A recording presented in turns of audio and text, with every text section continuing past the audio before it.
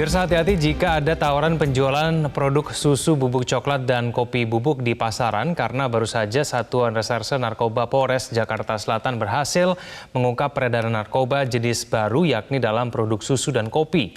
Polisi mengamankan 2 orang pelaku masing-masing bertugas sebagai penjual dan yang memproduksi olahan ganja dalam beberapa produk makanan dan minuman.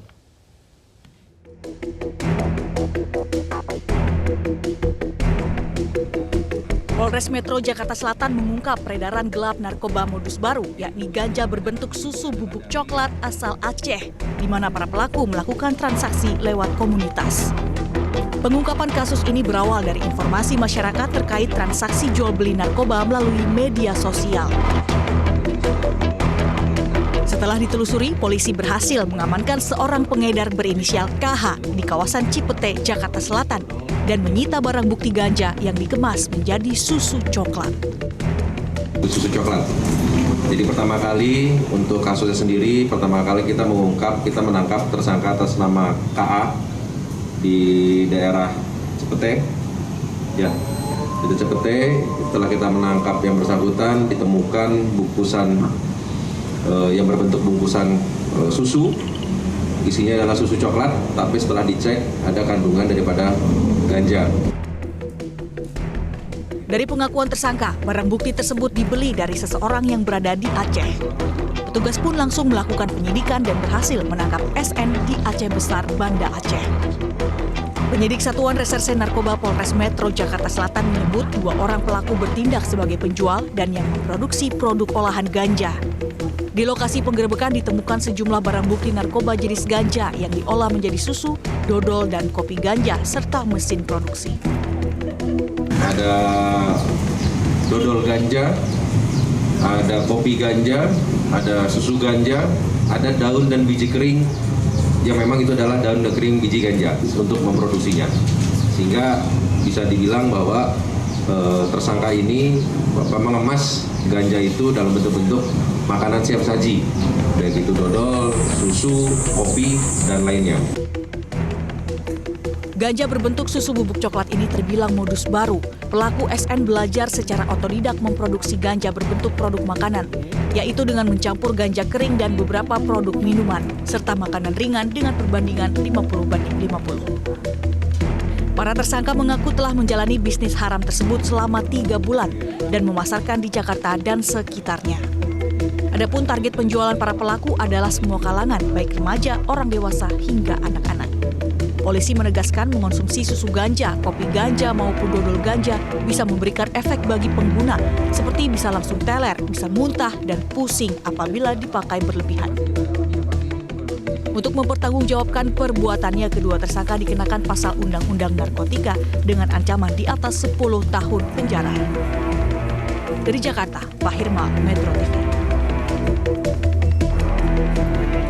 Apa yang perlu diwaspadai dari modus baru peredaran ganja yang dicampur dengan produk makanan dan minuman? Kita tanyakan langsung dengan Kasat Narkoba Polres Metro Jakarta Selatan, Kompol Wadi Sabani. Pak Wadi, selamat siang. Selamat siang, Mas. Ya, Pak Wadi, ini bagaimana caranya pelaku bisa kemudian mengolah ganja lalu berbentuk seperti susu bubuk, dodol, dan sejenisnya? Tentunya prinsip dari para pengedar ini, pengedar narkoba khususnya, dia akan berusaha menutupi, berusaha menghalangi agar tidak diketahui secara luas terkait dengan peredaran narkobanya. Sehingga barang yang dia edarkan berusaha dia kemas. Dia kemas dengan menggunakan atau dicampur dengan makanan maupun minuman yang tentunya banyak dikonsumsi oleh masyarakat.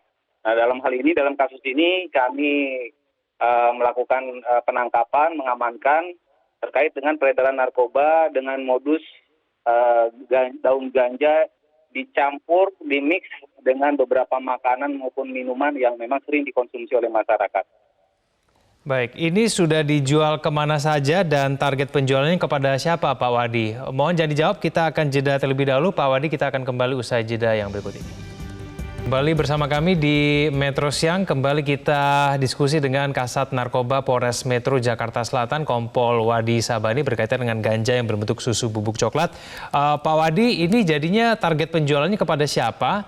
Dan kemudian sudah sampai mana begitu pemasaran dari produk-produk susu, dodol, kopi yang memiliki kandungan ganja ini?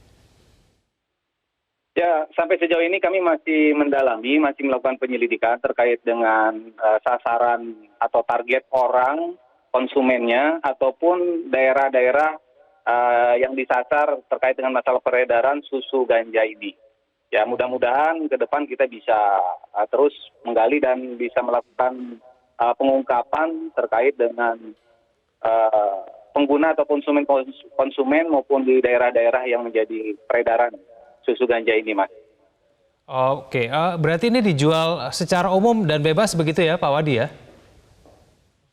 Jadi awalnya sih mereka itu antar komunitas pengguna ganja, mereka saling kenalnya itu di antara komunitas tersebut. Kemudian dari si produsennya ini sendiri, dari industrinya sendiri, dia memang berpikir untuk meramu yang memang lain daripada yang lain atau baru, sehingga menjadi varian baru bagi para penyuka ganja.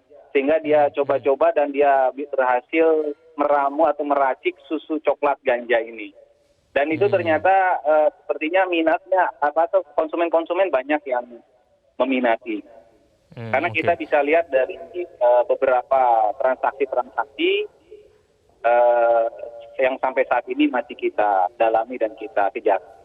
Baik, caranya konsumen ini bisa mendapatkan produk berkandungan ganja tersebut, itu bagaimana caranya Pak Wadi?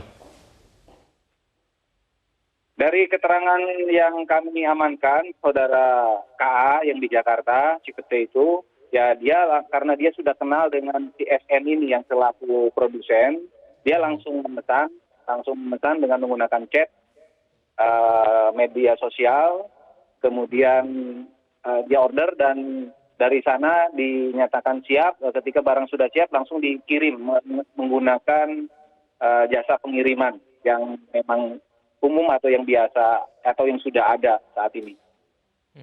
Pak Wadi, ini lalu kemudian bagaimana cara masyarakat bisa membedakan mana produk susu yang tidak mengandung ganja dan kemudian mana yang betul-betul ada ganjanya begitu?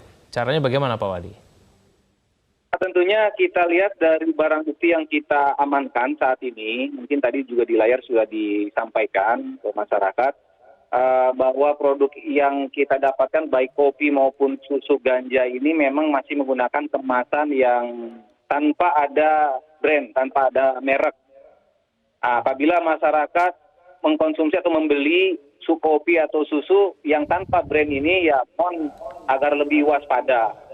Kemudian yang kedua, apabila kita cermati dari isinya, isi baik kopi maupun susu, itu memang ada bau khas ganja yang memang cukup kuat juga. Jadi walau selain bau susu, bau kopi, itu bau dari daun ganja itu sendiri memang cukup kentara apabila kita cium. Baik, Kasat Narkoba Polres Metro Jakarta Selatan, Kompol Wadi Sabani, terima kasih telah bergabung bersama kami di Metro Siang. Selamat siang, Pak Wadi.